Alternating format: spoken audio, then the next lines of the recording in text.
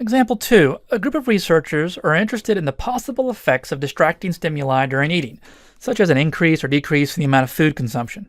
To test this hypothesis, they monitored food intake for a group of 44 patients who were randomized into two equal groups. The treatment group ate lunch while playing solitaire, and the control group ate lunch without any added distractions. Patients in the treatment group ate 52.1 grams of biscuits, with a standard deviation of 45.1, and patients in the control group ate 27.1 grams of biscuits, with a standard deviation of 26.4 grams.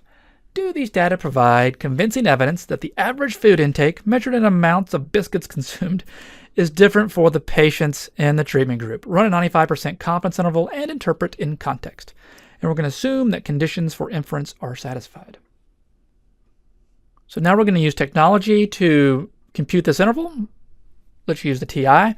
Press Stat, scroll to Test, select Sample T interval. Input the sample means and standard deviations and sample sizes, and select confidence interval and calculate.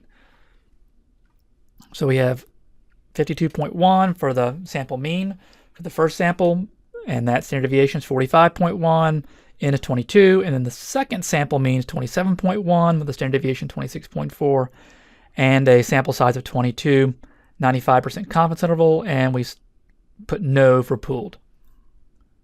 So our interval is 2.35 to 47.65.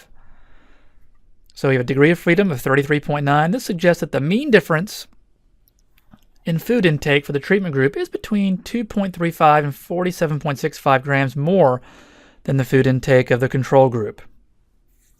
Again, a pretty wide interval, right? What would we do if we wanted to make this margin of error less? We would need to increase our sample size, or we could decrease the confidence level.